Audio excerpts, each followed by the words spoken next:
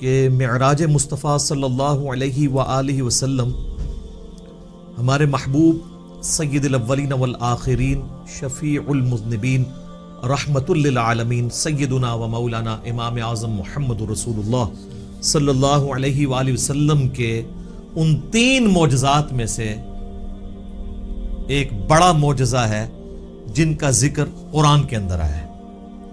ہمارے محبوب صلی اللہ علیہ وآلہ وسلم کے 3 معجزات ایسے ہیں جن کا ذکر قرآن میں آیا، باقی بخاری اور مسلم میں تو درجنوں معجزات کا ذکر ہے، لیکن وہ 3 معجزے جن کو قرآن نے بھی بیان کیا ہے وہ سب سے زیادہ اہمیت کے حامل ہیں کیونکہ اس کا ذکر قرآن میں ہے۔ ان میں سے نمبر 1 معجزہ جسے آپ عربی میں آیاتن کہتے ہیں، اردو میں آپ معجزہ، عقل کو عاجز کر دینے والی چیز، اللہ کی نشانی، وہ ہے القرآن، جس کا ذکر سورۃ العنکبوت میں آیا کہ یہ نبی علیہ السلام کا واحد معجزہ ہے جس کی بنیاد پہ دعوی نبوت ہے۔ اور بخاری اور مسلم میں بھی کئی احادیث اس کو سپورٹیو ہیں۔ ایک وہ مشہور حدیث ہے بخاری اور مسلم کی کہ اللہ تعالیٰ نے ہر نبی کو کوئی نہ کوئی معجزہ دیا تھا، اور مجھے اللہ نے وحی یعنی قرآن کا معجزہ دیا ہے۔ میں اللہ سے امید کرتا ہوں سب سے زیادہ متبعین قیامت والے دن میرے ہوں گے، کیونکہ میرا معجزہ سب سے زیادہ یونیک ہے، یعنی کتاب کا معجزہ۔ اور دوسرا معجزہ آپ صلی اللہ علیہ وآلہ وسلم کا جو قرآن میں ذکر ہوا وہ شق القمر کا واقعہ ہے، جو سورۃ القمر کے سٹارٹ میں ہی آتا ہے، اقتربت الساعہ،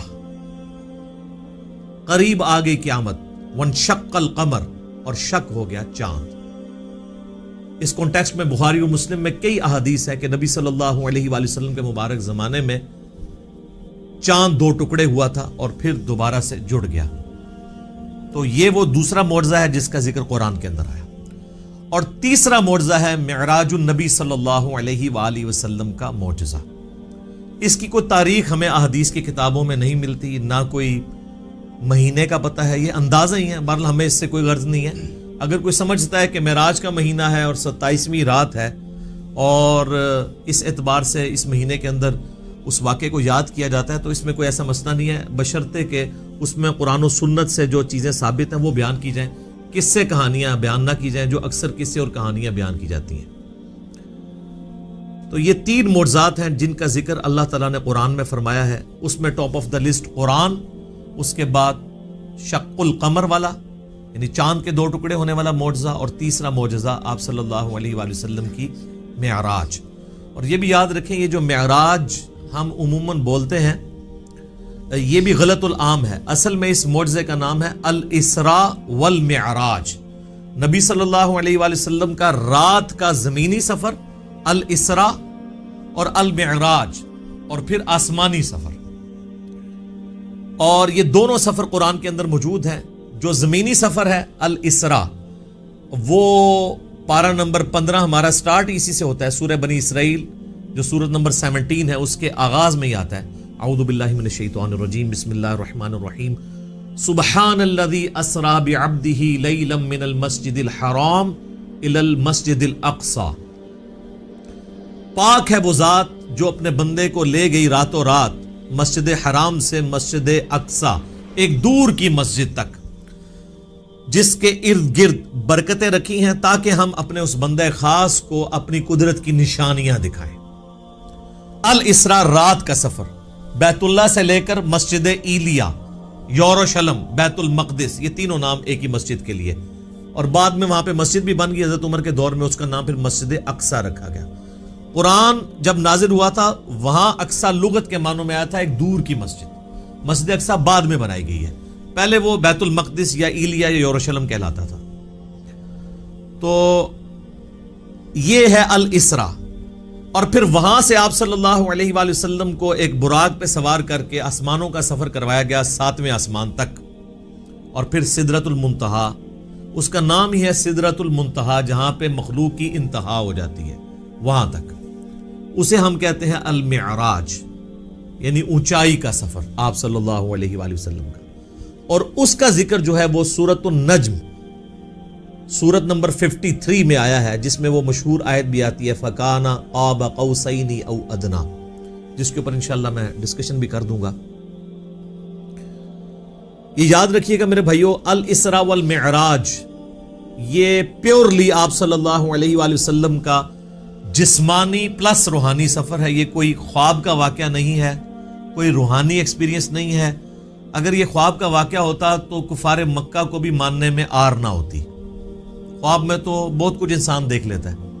تو یہ جسمانی پلس روحانی ایکسپیرینس ہے. اور اس کے ساتھ یہ بھی یاد رکھنا ہے کہ اس کا موڈ برزخی ہے, یعنی اس کو اس دن کوئی دیکھ کے ابزرو نہیں کر سکتا تھا, الا یہ کہ اللہ نے کوئی ایک خاص منظر کسی کو دکھا دیا ہو, وہ الگ بات. ورنہ یورشلم میں آلموسٹ 100,000 کے قریب انبیاء جمع ہوئے. صحیح مسلم میں آتا ہے, یہاں تک کہ آپ صلی اللہ علیہ وآلہ وسلم نے فرمایا کہ مجھے جبرائیل علیہ السلام نے تمام نبیوں کا امام بھی وہاں پر بنایا. میرے بھائی, ہمارے شہر میں 100,000 بندہ جمع ہو جائے رات کے وقت تو تھرتھلی پڑ جائے گی. اور اس زمانے کے اندر لیکن کسی نے وہ منظر دیکھا نہیں ہے, وہ ان سین بیریئر تھا. اور بیسیکلی یہ اس لیے کروایا گیا, جو سورہ آل عمران میں آیا تھا نا کہ اللہ تعالیٰ نے انبیاء کی ارواح سے عہد لیا تھا کہ اگر میں تمہیں حکمت دوں, نبوت دوں, اور پھر میرا کوئی پیغمبر تم میں آ جائے تو تم نے اس پیغمبر کی تصدیق کرنی ہے, جس طرح کہ یحییٰ علیہ السلام نے حضرت عیسیٰ علیہ السلام کی. اور نبی صلی اللہ علیہ وآلہ وسلم کی تصدیق تو سب انبیاء نے کرنی تھی, تو وہ اللہ تعالیٰ نے فزیکلی انبیاء کرام کو جو ہے وہ برزخی طور پہ وہاں پہ جمع کر کے اور آپ صلی اللہ علیہ وآلہ وسلم کے پیچھے نماز پڑھوا کے آپ کی امامت کا اعلان کروایا کہ آپ امام الانبیاء ہیں صلی اللہ علیہ وآلہ وسلم, تاکہ سورہ آل عمران کا وہ والا وعدہ پورا ہو. اور بڑا سٹرکٹ وعدہ ہے, اس میں یہاں تک الفاظ ہیں کہ مجھ سے یہ عہد کرو کہ جب میرے پیغمبر آئیں گے تم ان پر ایمان بھی لاؤ گے, ان کی مدد بھی کرو گے, اور میرے ساتھ یہ بھاری ذمہ اٹھاؤ, میں بھی تمہارے ساتھ گواہوں میں شامل ہوتا ہوں, اور اب بھی اگر کسی نے اس عہد کو توڑا تو وہ فاسقوں میں شمار ہوگا. یہ اتنے سخت الفاظ انبیاء کرام علیہ السلام کے بارے میں اللہ تعالیٰ نے ارشاد فرمائے. تو یہ برزخی اس کا موڈ تھا. اب اگر کسی کو شوق ہے کہ جی میں یہ سارا واقعہ ایک ایک احادیث کے انٹرنیشنل نمبرز کے ساتھ دیکھنا چاہتا ہوں, خود سننا چاہتا ہوں, پڑھنا چاہتا ہوں, تو سننے کی حد تک تو ہم نے الحمدللہ اکتوبر 2015 میں, یہ آج مارچ 2020 چل رہی ہے, اکتوبر 2015 میں آلموسٹ سمجھ لیں 4.5 سال پہلے ڈیٹیل 3 لیکچر, مسئلہ نمبر 126 ABC, 3 نشستوں میں آلموسٹ 4.5 گھنٹے کی گفتگو ویڈیو میں ریکارڈ کروا دی ہے. ایک ایک حدیث کا میں نے انٹرنیشنل نمبر بھی بتایا, تو وہ آپ دیکھیں, ہم اس ویڈیو کے نیچے بھی اس کے ڈسکرپشن میں لنک لگا دیں گے. اور اس سے بھی بہتر یہ ہے کہ مرنے سے پہلے اے مسلمان کر لے اس پہ غور, کتابوں کا خدا اور ہے, بابوں کا خدا اور, کتابوں کا دین اور ہے, بابوں کا دین اور, کتابوں کی معراج اور ہے, بابوں کی معراج اور. کتابیں خود کھول کے پڑھیں, وہ میں آپ کو حوالہ دے دیتا ہوں. صحیح بخاری میں انٹرنیشنل نمبر ہے 3887, ڈیٹیلڈ حدیث ہے پوری واقعہ معراج کی, جس میں الاسراء زمینی سفر بھی ہے, آسمانی سفر, ہر آسمان پہ کس کس پیغمبر سے ملاقات ہوئی, 5 نمازیں دی گئیں, یہ ساری کی ساری 50 سے 5 ہوئی, حضرت موسیٰ علیہ السلام کے ساتھ ملاقاتیں ہوئی, یہ پوری صحیح بخاری میں انٹرنیشنل نمبر ہے 3887, اور سر صحیح مسلم 37 حدیث کنزیکٹیو ہیں.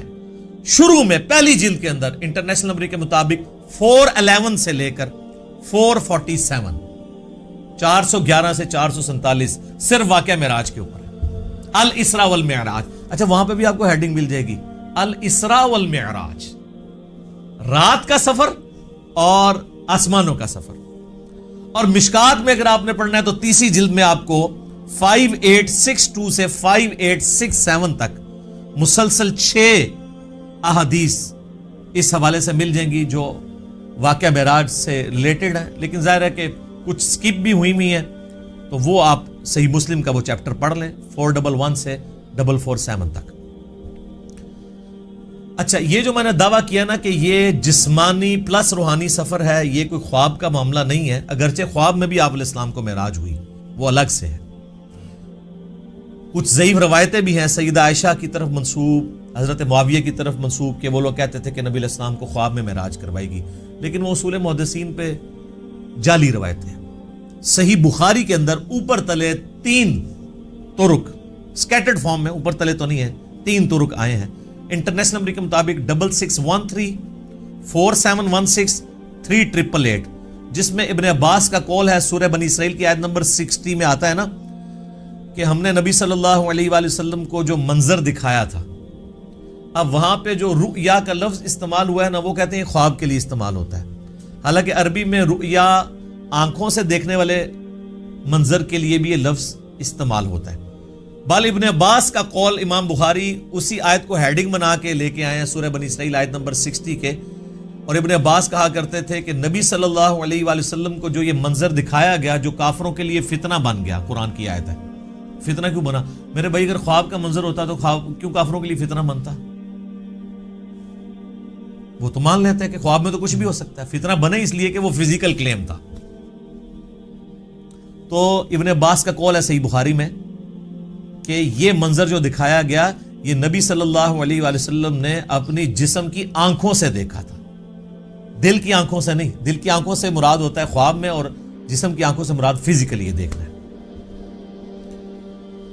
میرے بھائیو، الاسراء والمعراج میں آپ صلی اللہ علیہ وآلہ وسلم کو کئی ایک مناظر دکھائے گئے، جو سورہ بنی اسرائیل کی آیت نمبر 7 جو آیت نمبر سٹارٹ میں 1 ہے، سورت نمبر 17، لِنُرِيَهُ مِنْ آیاتنا، تاکہ ہم اپنے بندے کو اپنی نشانیوں میں سے نشانیاں دکھائیں.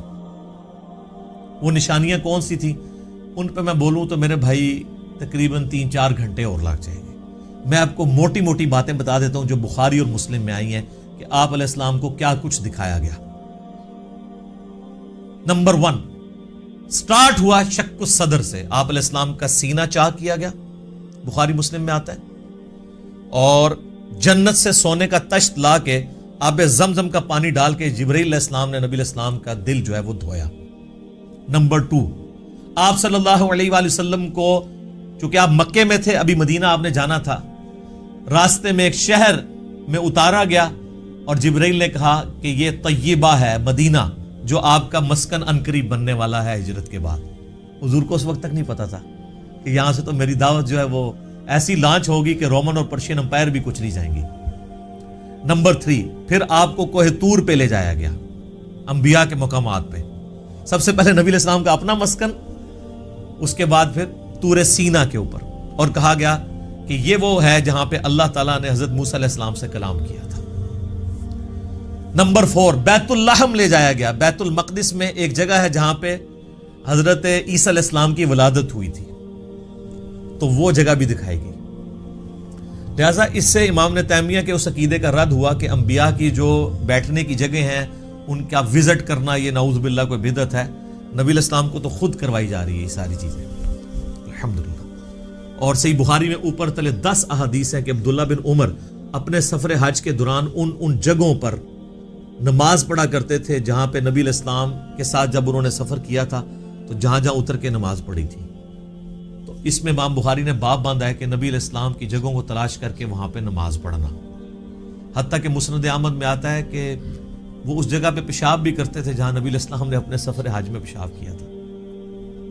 بخاری میں الفاظ ہیں نافع کے کہ مسجدیں موجود تھیں راستے میں، مسجد کے پاس نالوں کے قریب جو پتھر تھے وہاں پہ وہ نماز پڑھتے تھے، مسجد میں نہیں پڑھتے تھے. وہ کہتے تھے مسجد تو بعد میں بنی ہے، نبی علیہ السلام نے اس پتھر پہ نماز پڑھی تھی. یہ اتباع سنت کا جذبہ تھا. تو ظاہر نبی علیہ السلام سے لیا. 4 چیزیں ہوگی جی، شق الصدر، مدینہ شریف دکھایا گیا، طور سینہ، بیت اللحم، اور اس کے بعد صحیح مسلم میں آتا ہے قبر موسیٰ دکھائی گئی. نبی علیہ السلام کہتے ہیں میں نے سرخ ٹیلے کے پاس موسیٰ علیہ السلام کو ان کی قبر میں نماز پڑھتے ہوئے دیکھا، اور اگر میں گزروں میں تمہیں وہ قبر بھی دکھا سکتا ہوں. وہ قائم یصلی فی قبری، وہ کھڑے اپنی قبر میں نماز پڑھ رہے تھے. لیکن یہ معاملہ ہے برزخی، حیات انبیاء کے اوپر یہ ثبوت ہے لیکن برزخی معاملہ. اس کے بعد آپ صلی اللہ علیہ وآلہ وسلم کو بیت المقدس میں انبیاء کی امامت کروائی گئی. 1,00,000 کے قریب پیغمبروں کو جمع کیا گیا اور جبرائیل علیہ السلام نے کہا کہ آپ ان کی امامت کروائیں. یہ صحیح مسلم میں آتا ہے. اچھا، پھر دجال دکھایا گیا، یہ بھی آتا ہے بخاری مسلم میں، دجال بھی دکھایا گیا. پھر آپ علیہ السلام کو آسمانوں کی سیر کروائی گئی. پہلے آسمان پہ آدم علیہ السلام سے ملاقات ہوئی، دوسرے پہ حضرت یحییٰ اور عیسیٰ سے، تیسرے پہ یوسف علیہ السلام سے، چوتھے پہ ادریس علیہ السلام سے، 5ویں پہ ہارون علیہ السلام سے، 6 پہ موسیٰ علیہ السلام سے، اور 7ویں پہ ہمارے جد امجد سیدنا ابراہیم خلیل اللہ علی نبینا علیہ الصلوۃ والسلام سے ملاقات ہوئی. اس کے بعد آپ علیہ السلام کو جنت اور دوزخ بھی دکھائی گئی, ٹائم میں ٹریول کروا کے جو مستقبل کا وقت تھا وہ پہلے دکھا دیا گیا. لوگ کہتے ہیں ابھی تو لوگ دوزخ اور جنت میں پہنچے نہیں, تو حضور نے کیا دیکھا؟ بھئی اللہ نے وقت. اور آپ یہ دیکھ لیں, یہ سب کچھ منظر کتنے زمانے میں طے ہوا ہوگا, لیکن ایک رات میں سب کچھ ہو گیا. صرف بیت المقدس اور خانہ کعبے کے درمیان جو فاصلہ ہے اس زمانے میں 40 دن کی مسافت تھی, وہی نہیں طے ہو سکتی تھی. اللہ اکبر. اسی لیے تو وہ آتا ہے نا المعجم الکبیر طبرانی کے اندر اور دلائل النبوہ امام بیہقی کی کتاب کے اندر اور کئی کتابوں کے اندر, کہ لوگوں نے آ کے حضرت ابوبکر کو کہا نا کہ تمہارا ساتھی تو یہ کہہ رہا ہے کافروں نے چھیڑنے کے لیے. انہوں نے کہا اگر وہ کہہ رہے ہیں تو میں تصدیق کرتا ہوں. تو اسی پر آپ کا لقب صدیق رکھا گیا کہ آپ علیہ السلام کی تصدیق کرنے والے. اس کے بعد بیت المعمور دکھایا گیا, بخاری مسلم میں آتا ہے 7ویں آسمان کے اوپر اسی خانہ کعبہ کی سیدھ میں ایک گھر ہے جس کا طواف فرشتے کرتے ہیں, بیت المعمور, وہ دکھایا گیا. اور سب سے بڑھ کے آپ کو سدرۃ المنتہا تک لے جایا گیا. یہ آخری حد ہے, زمین سے جتنی مخلوقات ہیں یا فرشتے ہیں وہ بھی سدرۃ المنتہا سے آگے نہیں جا سکتے. اس کا نام ہی ہے انتہا, مخلوق کی انتہا ہے. باقی لوگوں نے آگے کہانیاں بنا لی ہیں کہ جی نبی علیہ السلام سدرۃ المنتہا سے بھی آگے چلے گئے. بالکل جھوٹ ہے, یہ آپ کی انتہا تھی. اور آگے پتہ نہیں کیا کیا کہانیاں بنائی ہوئی, کہتے ہیں عرش پہ جوتیوں سمیت چلے گئے. یہ تو اتنا بڑا جھوٹ ہے کہ احکام شریعت میں احمد صاحب بریلوی صاحب نے لکھا ہے کہ یہ جو معرج النبوہ کتاب جس میں یہ باتیں لکھی ہیں, یہ ہے تو سنی عالم ہے لیکن ہر طرح کی جھوٹی سچی روایتیں لکھ دیتا ہے. یہ محض باطل بات ہے کہ نبی علیہ السلام اپنی مبارک جوتیوں کے ساتھ عرش پہ گئے ہیں. یہ اعلیٰ حضرت نے لکھا ہے کہ یہ جھوٹی بات ہے, تو عرش پہ جانے والی کوئی بات نہیں. ہاں کسے کہانیوں میں آپ مزے لے لے کے بیان کریں. اور جب ہم پوچھتے ہیں کہاں لکھا ہے, وہ کہتے ہیں سعدی شیرازی کے شعر نہیں آپ نے پڑھے, مولانا روم کے شعر نہیں پڑھے. ہم کہتے ہیں میرے بھائی ہم تو آپ کو چیخ چیخ کے یہی تو کہہ رہے ہیں کیا کہ مرنے سے پہلے ہے مسلمان, کر لے اس پہ غور. کتابوں کا خدا اور ہے, بابوں کا خدا اور. کتاب میں سے کوئی نکالے نا بات جہاں پہ لکھا ہو. پھر ڈاکٹر صاحب تو آپ کو پتا ہے طاہر القادری صاحب تو وہ کہتے ہیں کہ وہ دروازہ کھولا حضور نے حضور کے لیے, پھر کہا کہ آپ اندر آ جائیں, حریم ناز میں آ جا. وہ پتہ نہیں کیا عشق مشوقی کا انہوں نے ایک, اور بلکہ وہ بغل گیر پتہ نہیں کیا کچھ انہوں نے کیا ہے. اور طارق جمیل صاحب نے بھی اسی سے ملتی جلتی باتیں کی ہیں. وہ قاب قوسین او ادنا وہ پوری کر کے بتاتے ہیں. انشاءاللہ اینڈ پہ ڈسکس کرتا ہوں. تو میرے بھائی یہ کتابوں کی بات ہو رہی ہے, اور سدرۃ المنتہا ہی پہ اللہ تعالیٰ کی ملاقات ہوئی اپنے محبوب علیہ السلام کے ساتھ. اور سورۃ النجم میں اس کا ذکر ہے, وہاں پہ اللہ تعالیٰ نے وحی بھی کی آپ علیہ السلام کو. صحیح مسلم میں آتا ہے کہ 3 چیزیں آپ کو وہیں پہ عطا ہوئی. نمبر 1 5 نمازیں. وہ ڈیٹیل بخاری مسلم میں آتی ہے کہ 50 تھی, کم ہوتے ہوئے موسیٰ علیہ السلام کے پاس جب وہ آتے تھے نا 6ٹھے آسمان کے اوپر, تو کہتے تھے حضرت زیادہ ہے کم کروائیں. ایک پھیرے ہی بس اور لگنا سی, وہ کون ہی لگیا, ورنہ وہ 5 کام ہوتے 5 تک رہ گئی. پھر اس میں الفاظ ہیں بخاری مسلم میں, اللہ نے کہا کہ میرا قول بھی نہیں بدلے گا, تمہاری امت پڑے گی 5. سورۃ الانعام میں ہے کہ 1 نیکی 10 کے برابر ہے, تو میں ان کو ثواب 10 کا ہی دوں گا. 1 کے بدلے 10 کا, تو نمازیں 50 کے ہی ثواب ملے گا 5 کے گیز میں. دوسرا تحفہ دیا گیا سورۃ البقرہ کی آخری 2 آیات. صحیح مسلم میں آتا ہے آمن الرسول بما انزل الیہ من ربہ والمؤمنون. سر یہ 2 آیات وہ ہیں جو اس دنیا میں نازل نہیں ہوئی ہیں, آسمانوں پہ نازل ہوئی ہیں. آسمان سے آسمانوں پہ ہی نبی علیہ السلام کے مبارک سینے پہ. اور صحیح مسلم میں آتا ہے کہ تیسری چیز جو آپ کو دی گئی کہ آپ کا جو کوئی امتی شرک نہیں کرے گا نا میں اسے معاف کر دوں گا. تو اس کو تو سپورٹو پھر قرآن میں بھی آیت ہے, انہ من یشرک باللہ فقد حرم اللہ علیہ الجنہ ومأواہ النار وما للظالمین من انصار. بے شک جو کوئی اللہ کے ساتھ شرک کرے گا اللہ اس گناہ کو کبھی معاف نہیں کرے گا, اس پہ جنت حرام ہے, اس کا ٹھکانہ دوزخ ہے, اور وہاں اس کا کوئی مددگار نہیں ہوگا.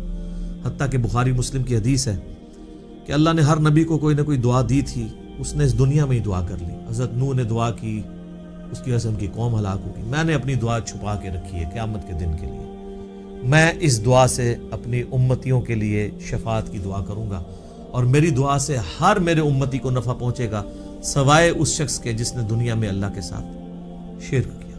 شرک is the most sensitive issue in the sight of Allah. اللہ اکبر. تو یہ 3 گفٹ آپ علیہ السلام کو ملے: 5 نمازیں، سورۃ البقرہ کی آخری 2 آیات، اور جو شرک نہیں کرے گا اس کی مغفرت. یہ ساری تفصیلات آپ مسئلہ نمبر 126 ABC کے اندر دیکھ سکتے ہیں 4.5 گھنٹے میں اس کو سکپ کرتا ہوں. الاسراء والمعراج میں جو معراج والا پورشن ہے اس میں سب سے زیادہ کنٹروورشل چیز جو آپ نے سوال میں بھی کی وہ ہے نبی علیہ السلام نے کیا شب معراج اللہ تعالیٰ کو دیکھا تھا یا نہیں. اب اس کا جواب ہاں یا نہ میں دینا تو بہت بڑی آزمائش ہے مسلمانوں کے لیے، جب تک کہ آپ پورا مقدمہ ان کو نہیں سمجھاتے. تو آپ اس پورے مقدمے کو سمجھیں گے تو آپ کے لیے معاملہ آسان ہو جائے گا. اس کی وجہ یہ ہے کہ یہاں پہ فرقہ واریت کا دین ہے، جس کو میں بابوں کا دین کہتا ہوں، اور آپ سے بار بار کہتا ہوں کہ مرنے سے پہلے اے مسلمان کر لے اس پہ غور. کتابوں کا خدا اور ہے، بابوں کا خدا اور. اچھا کہتے ہیں نہیں آپ کتابوں کا دین کہہ لیا کریں، بابوں کا خدا تو سب کا ایک ہے. میرے بھائی اس کے اندر قیامت مضمر ہے. دین کس لیے ہوتا ہے؟ اللہ کی شناخت کے لیے. جب آپ کے بابوں نے اس اللہ کی شناخت ہی میں نہیں کروائی ہے جو پیغمبروں کے ذریعے اللہ نے کروائی تھی، تو ہم رونا روئیں گے نا کہ آپ کس اللہ کی بات کرتے رہے ہو. تو اصل چیز قیامت زور اس شعر میں تبھی ہے کہ کتابوں کا خدا اور ہے، بابوں کا خدا اور. اور دیکھ لیں ہلچل مچی اس کی وجہ سے ہے. اگر میں کہتا کتابوں کا دین اور ہے بابوں کا دین اور تو کسی کو کچھ نہیں تھا ہونا. یہ اندر جو ہلچل مچتی ہے نا وہ کہتے ہیں یار ہم پتہ نہیں کس خدا کو مان رہے ہیں، کتابوں والے خدا کو کسی اور کو نہ مان رہی ہوئی. تو یہ تو میں نے ڈیٹیکٹ کیا تھا قرآن سے. کتابوں کا خدا حضرت آدم علیہ السلام کو جب اللہ نے دنیا پہ اتارا، سورۃ البقرہ آیت نمبر 38، تو اللہ تعالیٰ نے ہماری ماں اور باپ کو یہی کہا تھا قُلْ اهْبِطُوا مِنْهَا جَمِيعًا، اے آدم اور اس کی بیوی اور میری ان دونوں بندوں کی قیامت تک ہونے والی اولاد اتر جاؤ زمین میں. فَإِمَّا يَأْتِيَنَّكُم مِّنِّي هُدًى، یاد رکھنا اب جب کبھی بھی کوئی ہدایت کی کتاب تمہارے پاس آئے گی، انتظار کرنا کتابوں کا، بابوں کا نہیں، کتابوں کا جو پیغمبروں کے ذریعے آئیں گی. فَإِمَّا يَأْتِيَنَّكُم مِّنِّي هُدًى فَمَن تَبِعَ هُدَايَ فَلَا خَوْفٌ عَلَيْهِمْ وَلَا هُمْ يَحْزَنُونَ، جو ان کتابوں کی اس ہدایت کی پیروی کرے گا اس کو نہ کوئی خوف ہوگا نہ کوئی غم.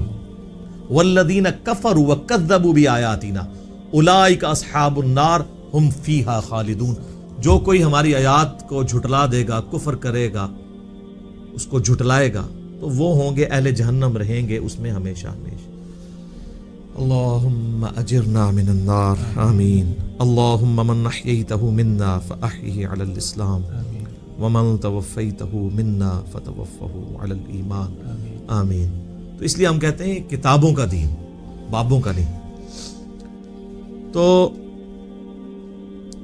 اس مقدمے کو سمجھنے کے لیے آپ پہلے بنیادی بات سمجھ لیں، ایک بنیادی عقیدہ، جو عقیدہ پوری امت کا ہے سوائے ان لوگوں کے جو اپنے نفس کے غلام بنے ہوئے ہیں. وہ کون ہے وہ میں آپ کو بتا دوں گا.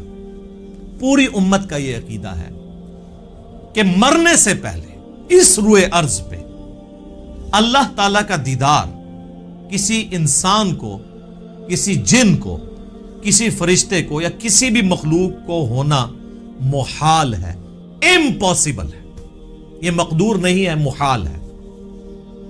اس کے ثبوت میں سورۃ الانعام کی آیت نمبر ہے 103، لا تدرکہ الابصار، نگاہیں اس کا احاطہ نہیں کر سکتی، وہ نگاہوں کا احاطہ کر لیتا ہے. حتیٰ کہ اس آیت میں اہل تشیع اتنا غلو کرتے ہیں کہ وہ یہ کہتے ہیں کہ قیامت میں اور جنت میں بھی اللہ کا دیدار نہیں ہوگا. وہ بھی غلو کر رہے ہیں. اور دوسری طرف ان کی حالت یہ ہے کہ وہ کہتے ہیں کہ مولا علی علیہ السلام اس وقت تک سجدے سے سر نہیں اٹھاتے تھے جب تک اللہ کو دیکھ نہ لے. تو ہم کہتے ہیں یار آپ کوئی ایک بات کرو، کسی بات کے اوپر ٹکو. اور پھر بعض غلو کرنے والے وہ کہتے ہیں شب معراج بھی جو مولا علی کا پنجہ دیکھا تھا. خیر اب اہل علم ان کو خود ہی رد کر رہے ہیں، وہ کہہ رہے ہیں یہ نصیحتیاں، ہمارا ان سے کوئی تعلق نہیں ہے. اہل تشیع کا یہ جو ہے مکتب نہیں ہے، مکتب اہل بیت یہ نہیں ہے. تو یہ سورۃ الانعام کی آیت نمبر 103 اس پر گواہ ہے. اور اس سے بھی بڑھ کر پریکٹیکل ایکسپیرینس سورۃ الاعراف کی آیت نمبر 143، جب موسیٰ علیہ السلام نے کوہ طور پہ ملاقات کے دوران کہا اے اللہ میری خواہش ہے میں تجھے دیکھوں. اتنی دفعہ باتیں سن سن کے اگلا سٹیپ بھی بندہ طے کرتا ہے نا. تو اللہ نے کیا فرمایا تھا؟ لن ترانی، ہرگز نہیں دیکھ سکتا تو مجھے، بلکہ تو پہاڑ کی طرف دیکھ. اگر یہ پہاڑ اپنی جگہ پہ قائم رہا تو سمجھنا تو مجھے دیکھ سکتا ہے. تو قرآن کے الفاظ ہیں پہاڑ پہ اللہ نے صرف تجلی کی تو وہ ریزہ ریزہ ہو گیا، اور موسیٰ علیہ السلام انڈائریکٹ وہ تجلی دیکھنے سے بے ہوش ہو کے گر پڑے. اور اس کے بعد ان کا ہے اللہ میں تیرے طرف رجوع لاتا ہوں، اب دوبارہ میں یہ بات نہیں کروں گا. تو اگر موسیٰ علیہ السلام کو زیارت نہیں ہو سکتی اللہ تعالیٰ کی اس دنیا میں، تو موسیٰ علیہ السلام سے بڑھ کے تو کوئی بھی نہیں ہو سکتا. تو اب اگر موسیٰ علیہ السلام کے سوا کوئی شخص یہ دعویٰ کرے کہ اس نے اللہ کو دیکھا ہے، تو پھر ہم اسے غلام احمد قادیانی کا بھائی کہیں گے نا، جس طرح اس نے جھوٹا دعوے نبوت کیا. یہ کم از کم اسے کہنا چاہیے کہ تو جھوٹ بولتا ہے، یا تو پھر یہ کلیم کرتا ہے کہ تو مسلمان ہو کے موسیٰ علیہ السلام سے بڑا مرتبہ رکھتا ہے. حالانکہ موسیٰ علیہ السلام تو اولو العزم پیغمبروں میں سے ہے، جو سورہ شورا کے اندر آیا ہے. 5 اولو العزم پیغمبر ہیں. نمبر 1 ہمارے محبوب علیہ السلام، اس کے بعد حضرت ابراہیم علیہ السلام، پھر نوح علیہ السلام، موسیٰ علیہ السلام اور عیسیٰ علیہ السلام. تو اولو العزم پیغمبروں سے بھی آگے بڑھ گئے. تو پھر ہم یہی کہیں گے نا. سورۃ الحجر کی آیت نمبر 99 آخری آیت میں بھی آیا ہے وَاعْبُدْ رَبَّكَ حَتَّى يَأْتِيَكَ الْيَقِينُ، اپنے رب کی عبادت کرتے جاؤ یہاں تک کہ تمہیں یقین نصیب ہو جائے، تمہیں موت آ جائے. تمام نے اس یقین کا ترجمہ موت کیا ہے. مرنے سے پہلے یقین نہیں آ سکتا، کیونکہ یقین اس وقت آتا ہے جب آپ فزیکلی دیکھ لیں. تو یہی تو آپ کو انعام ہے. ان الذین یخشون ربهم بالغیب لهم مغفرۃ واجر کبیر، جو بغیر دیکھے اپنے رب سے ڈرتے ہیں ان کے لیے ہے مغفرت اور بہت بڑا اجر. اور صحیح مسلم میں انٹرنیشنل نمبر کے مطابق 7356 نمبر حدیث ہے دجال کے کانٹیکسٹ میں. نبی علیہ السلام فرماتے ہیں کہ یہ دجال آئے گا تو اس کے ماتھے پہ کافر لکھا ہوگا، لیکن وہ کاف فا را یا کاف الف فا را لکھا ہوگا ایبریویشنز میں. تو لوگ جو اہل ایمان ہیں نبی علیہ السلام کہتے ہیں وہ پڑھ لیں گے کہ یہ کافر لکھا ہے، تو ان کو پتہ چلے گا دجال ہے. دوسرے لوگ نہیں پڑھ پائیں گے، چاہے مومنین میں بھی منافقین ہوئے. اور وہ ہو سکتا ہے کاف سے کشف پڑھ لیں، الف سے الہام پڑھ لیں، فا سے فیض پڑھ لیں، اور را سے روحانیت پڑھ لیں. اوکے جی یہ تو بہت بڑے بزرگ ہیں. اچھا اس حدیث میں 7356 میں آتا ہے کہ نبی علیہ السلام نے فرمایا کہ وہ خدائی کا دعویٰ کرے گا دجال. یاد رکھو تم میں سے کوئی شخص اپنے رب عز و جل کو نہیں دیکھ سکتا یہاں تک کہ اسے موت آ جائے. یہ الفاظ ہیں. کیا مطلب؟ کہ مرنے سے پہلے کوئی اللہ کو نہیں دیکھ سکتا، مرنے کے بعد دیکھیں گے انشاءاللہ. تو مرنے سے پہلے آپ نہیں دیکھ سکتے. تو آپ بھی مرنے سے پہلے ہے مسلمان. کر لے اس پہ غور. کتابوں کا خدا اور ہے، بابوں کا خدا اور. اب آپ سوچ رہے ہوں کہ بابوں نے کیا کام ڈالا ہوا ہے، تو اے ہوں آگے جو کام کی پایا جو انہوں نے، اے دے تسی کتابوں نے خدا دی تعریف سن لی. بابوں نے کیا کام ڈالا ہے؟ جناب تذکرۃ الاولیاء شیخ فرید الدین عطار المتوفی 627 ہجری کی کتاب ہے، جو بریلوی اور دیوبندی دونوں چھاپ رہے ہیں اور کہہ رہے ہیں سارے اولیاء کے حالات زندگی اس میں لکھے ہوئے ہیں. ایسی کو کتاب نہیں، اس میں بایزید بستامی کی معراج لکھی ہوئی ہے، المتوفی 261 ہجری. ان کا امام ابو یزید بستامی اور میرا امام ابو الحسین مسلم بن حجاج القشیری المتوفی 261 ہجری. وہ بھی 261 میں فوت ہوئے ہیں، یہ بھی 261 میں فوت ہوئے ہیں. تو آپ لوگوں نے مایوس نہیں ہونا. ان لوگوں کے بارے میں تو مجھے یقین ہے کہ یہ لوگ تو اللہ کے دیدار سے محروم ہوں گے جنہوں نے بد عقیدگیاں پھیلائی ہیں. لیکن آپ لوگ مایوس نہ ہوں. ہر مؤمن کو قیامت کے دن اللہ تعالیٰ کا دیدار ہوگا اور جنت میں بھی دیدار ہوگا انشاءاللہ تعالیٰ. اس پہ درجنوں احادیث بخاری مسلم کی اور قرآن کی آیات بھی گواہ ہیں. اور آپ دیکھیں دنیا میں بھی اللہ نے ایک تھوڑا سا ماڈل رکھا ہوا ہے. نماز مؤمن کی معراج ہے. کیوں کہا جاتا ہے نماز معراج النبی میں تحفہ ملا ہے؟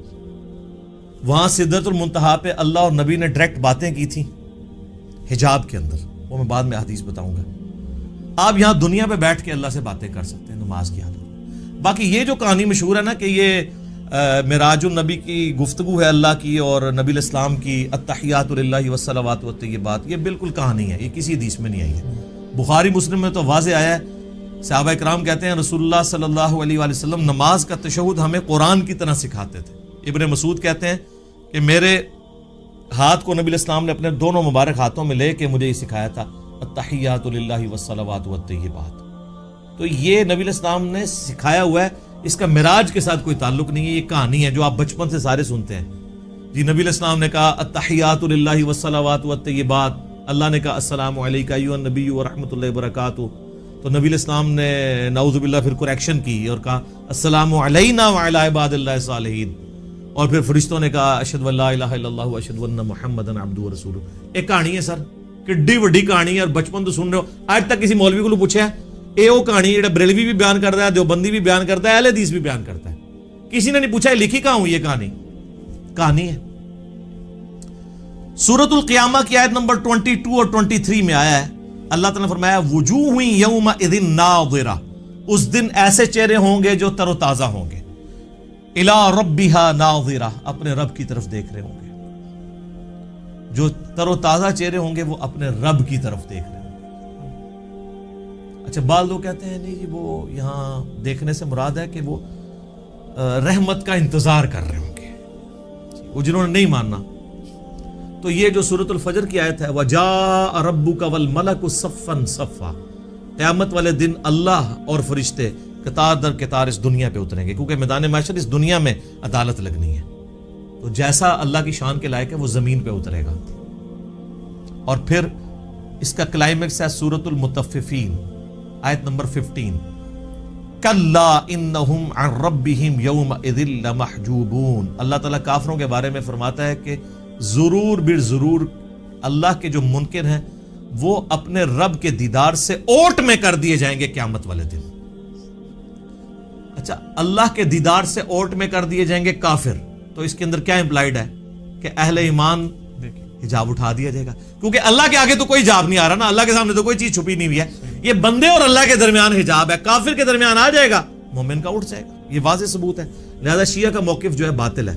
بلکہ میں شیعہ کو دعوت دوں گا کہ اللہ کے بندو، ہماری نمازوں عبادات ان ساری چیزوں کا کیا حاصل ہونا ہے کہ اگر ہم جنت میں پہنچ جائیں اور تب بھی اپنے رب کو نہ دیکھ سکیں. قرآن کی درجنوں آیات میں جو اللہ تعالیٰ بار بار کہتا ہے کہ بغیر دیکھے اپنے رب سے ڈرتے ہیں، تو یہ پردہ آخر اٹھنا ہے نا، کبھی اس دن اٹھنا ہے کہ جس دن اللہ تعالیٰ نے یہ امتحان میں آپ کو پاس کر دینا ہے کہ ہاں جی تم بغیر دیکھے ڈرتے تھے نا، اب اس کا انعام ہے، مجھے دیکھ لو.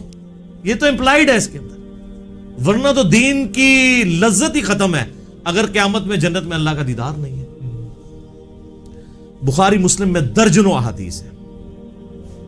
اسی کانٹیکسٹ میں جو سورۃ القیامہ کی آیت نمبر 22 ہے وجوہ یومئذ ناظرہ الی ربہا ناظرہ، اس آیت کے کانٹیکسٹ میں بخاری مسلم دونوں میں حدیث ہے. صحابہ کرام نے پوچھا یا رسول اللہ کیا ہم اپنے رب کو دیکھیں گے قیامت والے دن؟ آپ نے فرمایا تم ضرور اپنے رب کو دیکھو گے. 14ویں رات کا چاند جب چھایا ہوتا ہے اور کوئی بادل نہ ہو تو تمہیں اس چاند کو دیکھنے میں کوئی تکلیف محسوس نہیں ہوتی. سورج کو دیکھنے میں تکلیف ہوتی ہے، چاند کو دیکھنے میں نہیں ہوتی. بالکل اس طریقے سے تم اپنے رب کو بھی دیکھو گے اور تمہاری آنکھوں پہ کوئی سٹرین نہیں آئے گا، جیسا کہ اس کی شان کے لائق ہے. تم اپنے رب کو دیکھو گے انشاءاللہ تعالی. اور سر صحیح مسلم میں ایک بڑی رکت انگیز حدیث ہے. نبی علیہ السلام فرماتے ہیں جنتی جب جنت میں پہنچ جائیں گے نا تو اللہ تعالیٰ جنتیوں سے کہے گا کہ ہاں جی کوئی اور نعمت چاہیے؟ تو جنتی کہیں گے یا اللہ اس سے بڑی کیا نعمت ہے کہ تو نے ہمیں ہمیشہ کے دوزخ کے عذاب سے بچا لیا، ہمارے چہرے تر و تازہ کر دیے، ہمارا منہ مانگا انعام ہمیں دیا، ہمیشہ کی زندگی ہمیں دے دی، اس سے بڑی بھی ابھی کوئی نعمت باقی ہے؟ تو پھر اللہ تعالیٰ ان کو سرپرائز دیتے ہوئے اپنا اور بندوں کے درمیان حجاب اٹھائے گا اور لوگ اپنے رب کی زیارت کریں گے. اور جب وہ رب کو دیکھ لیں گے نا تو ان کو دنیا کی اور جنت کی ہر نعمت بھول جائے گی. وہ کہیں گے اصل نعمت تو یہ ہے، یہ اللہ نے سرپرائز میں رکھی ہوئی ہے جنت کے اندر. یہ صحیح مسلم میں حدیث ہے. پھر نبی علیہ السلام نے کہا کہ چاہو تو قرآن پڑھ کے دیکھ لو. سورہ یونس کی آیت نمبر 26 آپ نے تلاوت کی، للذین احسنوا الحسنى وزیادہ، جو لوگ نیکوکار ہیں اللہ تعالیٰ ان کے لیے بہتر اجر رکھے گا اور کچھ بڑھ کے بھی دے گا. اور کہتے ہیں کہ بڑھ کے جو دے گا وہ یہ ہے سب سے بڑھ کے اللہ کا دیدار انشاءاللہ تعالی. اور پھر صحیح مسلم کی وہی حدیث جو دجال والی میں نے بیان کی 7356 کہ تم میں سے کوئی اپنے رب عز و جل کو نہیں دیکھ سکتا یہاں تک کہ وہ مر نہ جائے. تو مرنے کے بعد انشاءاللہ تعالی اللہ کا دیدار ہوگا. اور مرنے سے پہلے اے مسلمان کر لے اس پہ غور، کتابوں کا خدا اور ہے، بابوں کا خدا اور. اور یقین کر جب تو یہ غور کرے گا نا تو تیرے اندر سے آواز نکلے گی کیا کہ نہ میں وابی نہ میں بابی نہ میں سو کارڈ وابی تے نہ میں بابیاں دا دفاع کرنے والا بابی، میں ہوں مسلم علمی کتاب انشاءاللہ تعالی۔ البتہ میرے بھائیو اس کائنات میں ایک ہستی ایسی ہے جسے اللہ تعالیٰ نے اس دنیا میں خواب کی حالت میں اپنا دیدار عطا کیا اور اس اعتبار سے باقی ساری مخلوقات پہ فوقیت دی، اور وہ ہمارے محبوب سید الاولین والآخرین شفیع المذنبین رحمت للعالمین سیدنا و مولانا امام اعظم محمد رسول اللہ صلی اللہ علیہ وآلہ وسلم کی مبارک ذات ہے۔ اور یہ تو نبی الاسلام کے بارے میں خواب میں زیارت والا معاملہ، یہ تو میں حدیث آپ کو بعد میں بیان کرتا ہوں۔ آپ کے بابوں نے یہ دعویٰ امام حنیفہ کے لیے بھی کیا، وہ کہتے ہیں 100 دفعہ خواب میں زیارت ہوئی ہے۔ امام بن حنبل کے بارے میں تو فضائل اعمال کے اندر لکھا ہے کہ خواب میں اللہ کو دیکھا اور پوچھا کہ اللہ جی میں آپ کا قرب چاہتا ہوں تو کس چیز سے حاصل کروں، تو اللہ نے فرمایا قرآن سے۔ تو اگے امام بن حنبل نے کہا کہ اللہ سمجھ کے کہ بغیر سمجھ کے، تو اللہ نے کہا کہ چاہے سمجھ کے چاہے بغیر سمجھ کے، کڈی کہانی خواب سے ایہی چیز لینی تھی۔ تو سر اس پہ میری 100 نمبر مجلس دیکھ لیں، کتابوں کا خدا اور ہے، بابوں کا خدا اور۔ میں آج اس کی انجینئرنگ نہیں کرتا، بل یہ فضائل اعمال کے اندر یہ لکھا ہوا ہے، فضائل ذکر والے چیپٹر کے اندر، کہ امام احمد بن حنبل نے بھی اللہ کو دیکھا ہے خواب میں۔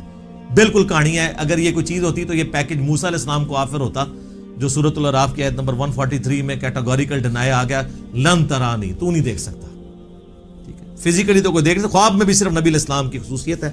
اور وہ حدیث ہے میرے بھائیوں جامعہ ترمذی میں انٹرنیشنل نمبر کے مطابق 3235، یہ حدیث مسند امام احمد میں بھی ہے، مشکات المصابی میں 748 نمبر ہے پہلی جلد کے اندر،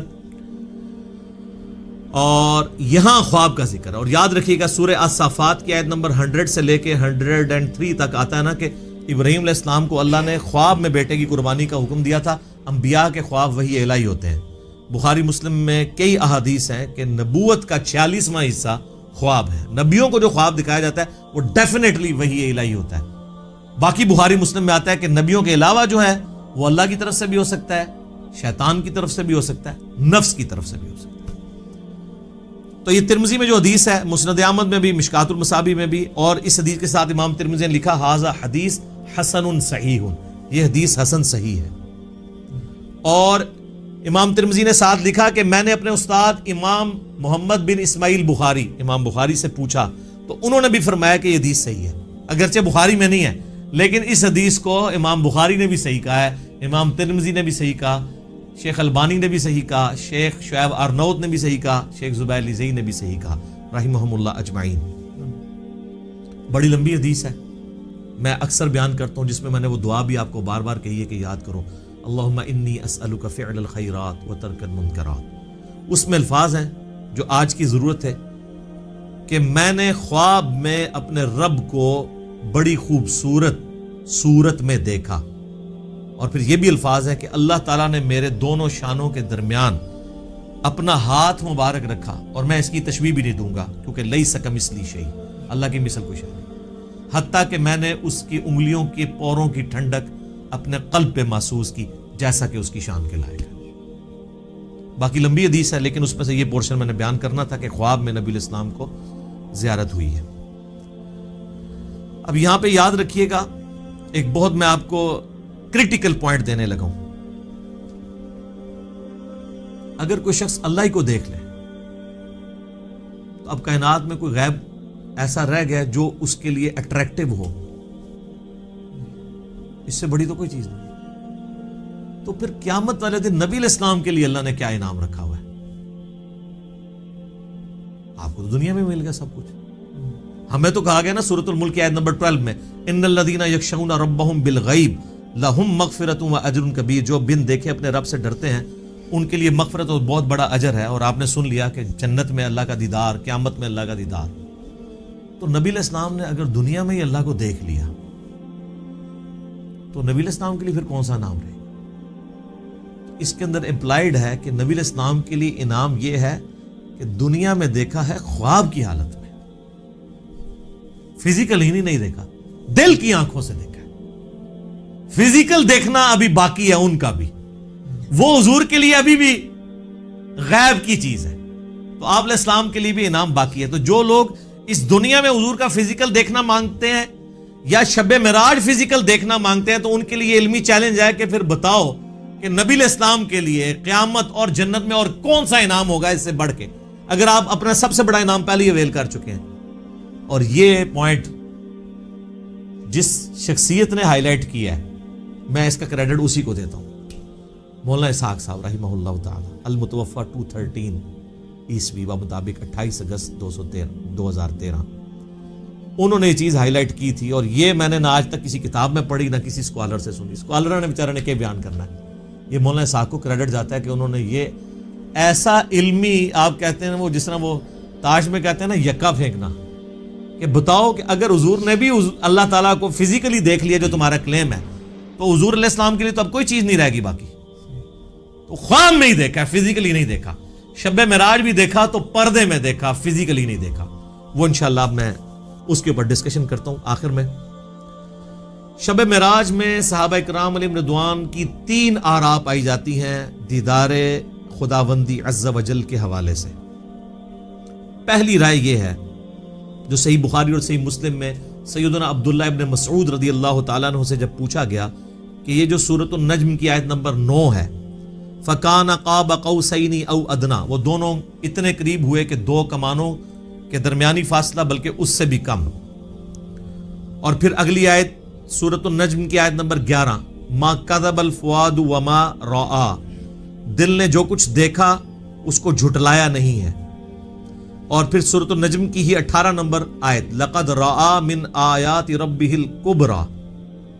ان 3 آیات کے بارے میں عبداللہ ابن مسعود سے جب پوچھا گیا تو بخاری مسلم کے الفاظ ہیں، انہوں نے کہا کہ یہاں تینوں جگہ پر مراد سیدنا جبرائیل علیہ السلام ہے، جن کو نبی علیہ السلام نے اپنی اصلی حالت میں دیکھا۔ ان کے 600 پر تھے اور سبز رنگ کا لباس انہوں نے پہنا ہوا تھا اور وہ افق پہ چھائے ہوئے تھے۔ دوسری رائے ہے جو صحیح بخاری میں انس ابن مالک کی ہے، انٹرنیشنل نمبر کے مطابق 7517،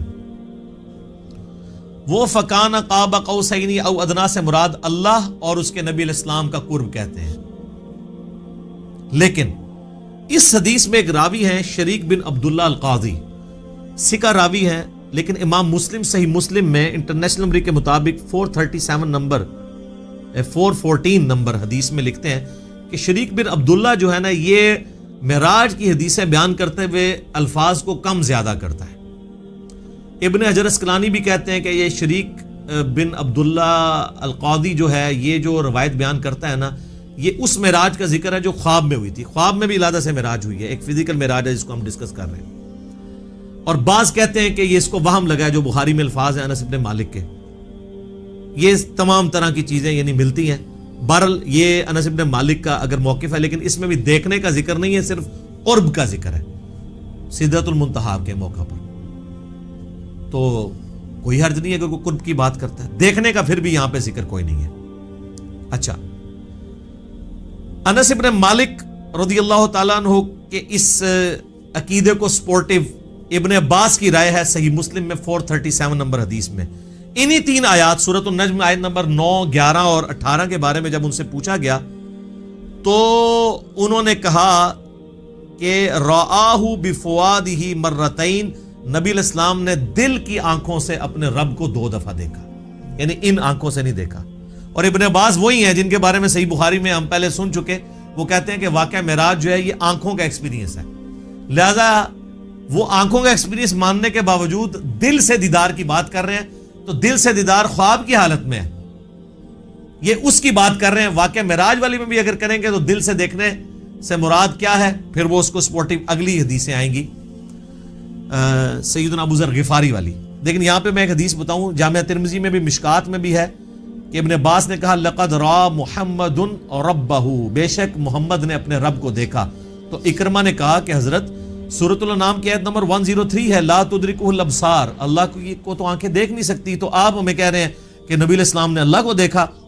تو فرمایا کہ یہ اس وقت ہے جب اللہ تعالیٰ اپنے نور کے ساتھ تجلی فرمائے، یہاں دیکھنے سے مراد دل سے دیکھنا ہے۔ تو وہ تو دل سے دیکھنا، خواب میں دیکھنا، جو ترمذی سے بیان کر دیا. تو ابن عباس بھی یہ مانتے ہیں کہ اللہ تعالیٰ کی جو نورانی تجلی، جو اللہ تعالیٰ کی ذات ہے، اس کو نبی علیہ السلام نے نہیں دیکھا. بعض لوگ ان حدیثوں سے سہارا لیتے ہیں لیکن اس کی ایکسپلینیشن اسی میں موجود ہے. پھر صحیح مسلم میں ایک حدیث ہے 443. ابو ذر غفاری کہتے ہیں کہ میں نے رسول اللہ سے پوچھا کہ نبی علیہ السلام یہ بتائیے کہ کیا آپ نے معراج میں اپنے رب کو دیکھا تھا؟ تو سر اب آپ لوگ بھی مان جائیں. رسول اللہ نے فرمایا کہ میں رب کو کیسے دیکھ سکتا ہوں، وہ تو نور ہے. کلیئر ہو گیا. اچھا، اس سے اگلی حدیث ہے صحیح مسلم میں 444. ایک تابعی کہتے ہیں ابو ذر غفاری سے، کاش میں رسول اللہ کے زمانے میں ہوتا نا تو حضور سے ایک سوال ضرور کرتا. تو ابو ذر غفاری نے کہا کون سا سوال؟ اس نے کہا میں نے حضور سے پوچھنا تھا کہ یا رسول اللہ آپ نے شب معراج اللہ کو دیکھا ہے کہ نہیں. اس سے کم از کم یہ تو کلیئر ہوا کہ صحابہ کے زمانے میں بھی یہ بحثیں چلتی تھی. لہٰذا یہ آج کل جو ان باتوں میں کتاب و سنت بیان کرتے ہیں تو اس کو یہ صوفی ٹائپ لوگ کہتے ہیں، یہ لوگ جو ہیں یہ وہابی ہیں، یہ گستاخ ہیں، یہ حضور کی کمزوریاں تلاش کرتے ہیں. ان کے لیے بہت بڑی پھکی ہے کہ یہ سارے پھر اس زمانے میں موجود تھے. تابعین کہہ رہے ہیں ابو ذر غفاری کو کہ ہم حضور کے زمانے میں ہوتے نا تو حضور سے پوچھتے کہ یا رسول اللہ آپ نے اس کا مطلب تابعین کو صحابہ نے یہ عقیدہ نہیں بتایا. Point to be noted. تو ابو ذر غفاری نے کہا او بچے تو نے کیا پوچھنا ہے، میں خود پوچھ چکا ہوں حضور سے.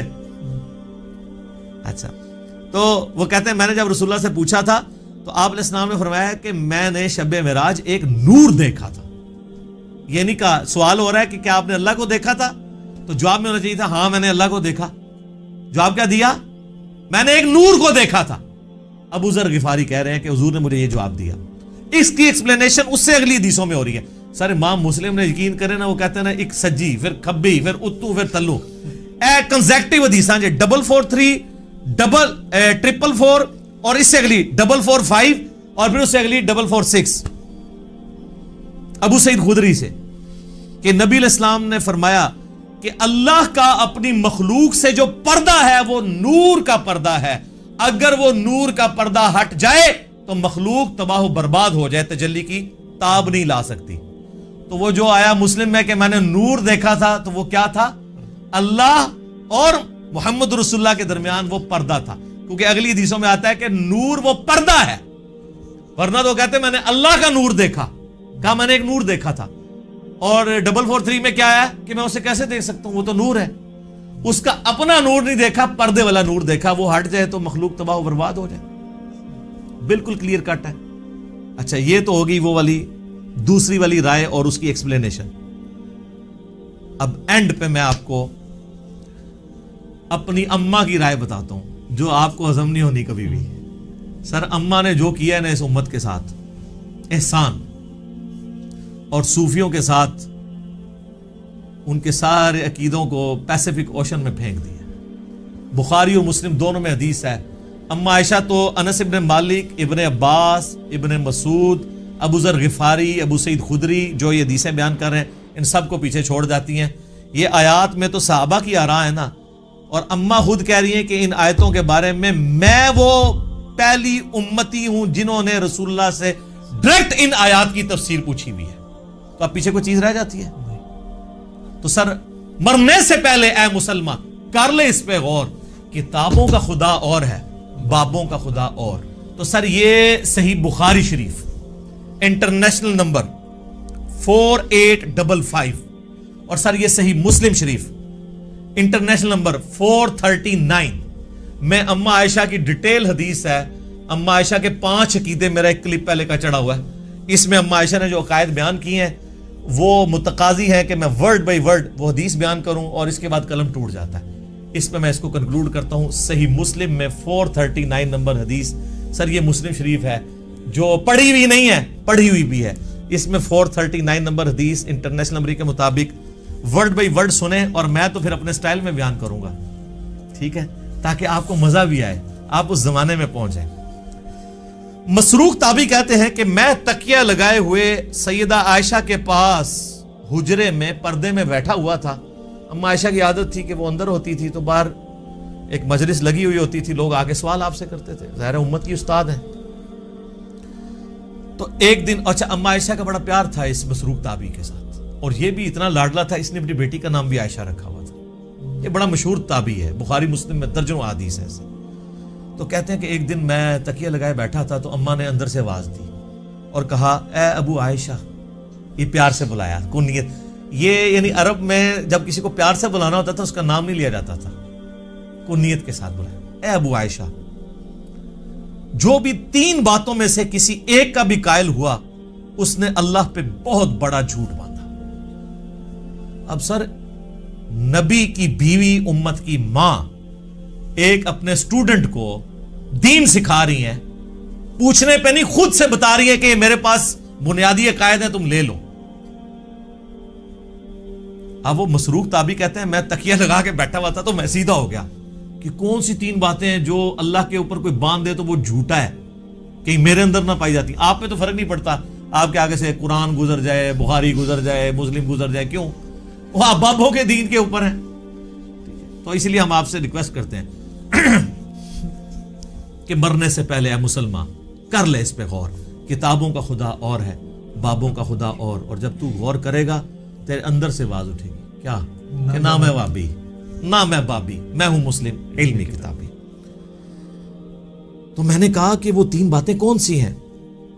انہوں نے کہا پہلی بات، جو کوئی یہ عقیدہ رکھتا ہے کہ محمد صلی اللہ علیہ وآلہ وسلم نے اپنے رب کو دیکھا تو اس نے اللہ پر بہت بڑا جھوٹ باندھا. لو جی، سارے صوفی وڈے کے جے صوفی دے کہندے نسی ویکھیا ہے، بتایا نہیں بازید بستامی نے دعویٰ کیا ہے.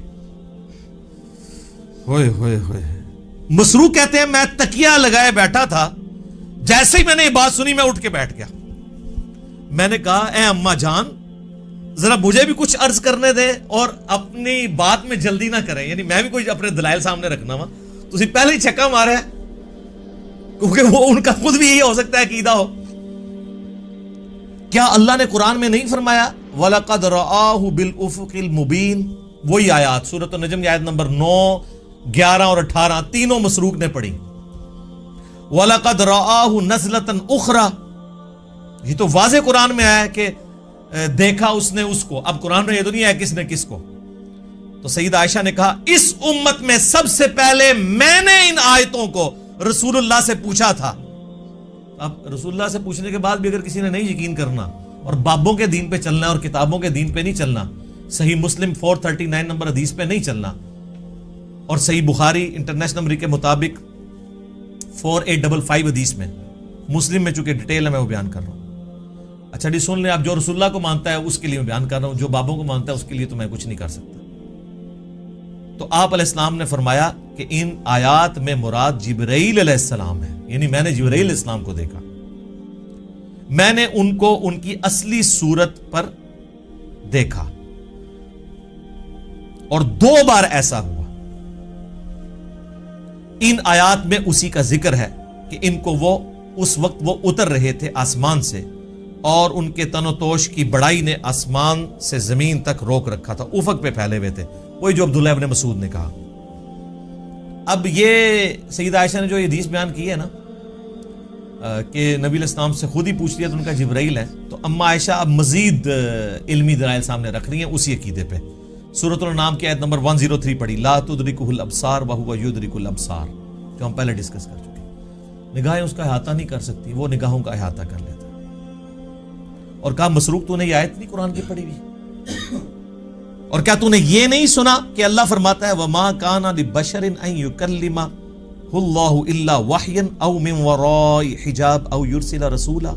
سورہ شورى کی آیات کہ کسی انسان کی تو یہ اہلیت ہی نہیں ہے کہ اللہ تعالیٰ اس سے کلام کرے سوائے اس کے کہ اس پہ وحی کر دے، یعنی چپکے سے اس کے دل میں بات ڈال دے، یا حجاب میں گفتگو کرے جس طرح کہ سدرۃ المنتہا پہ ہوئی، یا اس کی طرف کوئی رسول بھیجے یعنی جبرائیل علیہ السلام کو پیغمبر. تو حضرت عائشہ نے اپنی دلیل میں رسول اللہ کی بات بھی کی اور قرآن کی آیات بھی کوٹ کی، اور اماں تو سیدھی آیتیں کوٹ کرتی تھی، حدیث بھی کوٹ کی ہے نا کہ اماں منکرین حدیث میں سے نہیں، پہلے انہوں نے حدیث کوٹ کی ہے، بعد میں قرآن کی آیات کوٹ کی ہے. مسروق دوسری بات یہ ہے کہ جو کوئی خیال کرے کہ رسول اللہ صلی اللہ علیہ وآلہ وسلم نے اللہ کی کتاب میں سے کچھ حصہ چھپا لیا تھا تو اس نے بڑا جھوٹ باندھا.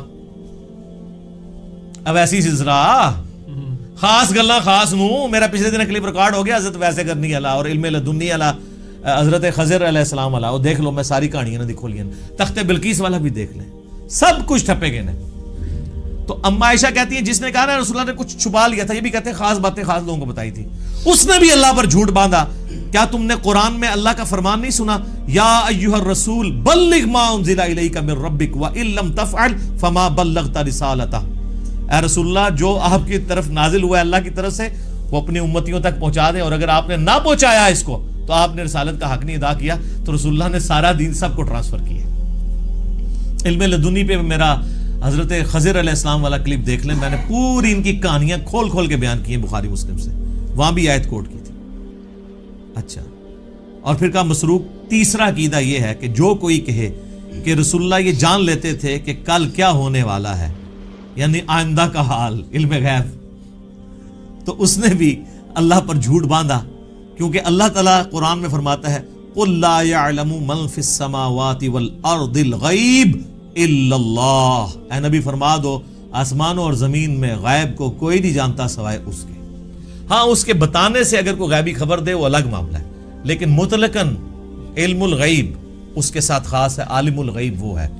اما نے جناب تینوں عقیدے کلیئر کرتے اور یہ بھی کہا کہ رسول اللہ صلی اللہ علیہ وآلہ وسلم سے میں نے خود تصدیق کی ہے، اور پھر قرآن کی آیات بھی کوٹ کی۔ تو ہم تو یہی کر سکتے تھے کہ کھول کھول کے چیزیں بیان کر دیتے، میرے خیال ہے اس کے بعد کوئی گنجائش نہیں رہی ہے۔ میں نے اس پہلے سوال کو تفصیلاً اس لیے بیان کیا تاکہ کسی کے ذہن میں اگر کوئی وسوسہ ہے تو وہ کلیئر ہو جائے، کیونکہ یہ رجب المرجب کا آخری عشرہ ہے، معراج کے اوپر باتیں ہو رہی ہیں، انشاءاللہ ہماری یہ ویڈیو اپلوڈ ہوگی۔ اور اب میں کیا کروں میرے بھائی، اتنے میں فی البدی حوالے اس میں دے دیتا ہوں کہ اس کے اوپر پھر ہمیں ریفرنسز لگاتے ہوئے ڈزنز آف ورکنگ آور چاہیے ہوتے ہیں۔ تو بال میں نے اوورال آپ کو ایک پورا جہاں پہ کریٹیکل نمبرز سے وہ بتا دیے ہیں، اور حوالے ہم اس میں نہ بھی لگائیں، آپ خود ان حوالوں تک پہنچ جائیں گے۔ اللہ تعالیٰ سے دعا ہے کہ ہمیں معراج مصطفیٰ صلی اللہ علیہ وآلہ وسلم کے بارے میں صحیح عقیدہ رکھنے کی توفیق عطا فرمائے، اور کتاب و سنت والا عقیدہ رکھنے کی توفیق عطا فرمائے، آمین ثم آمین۔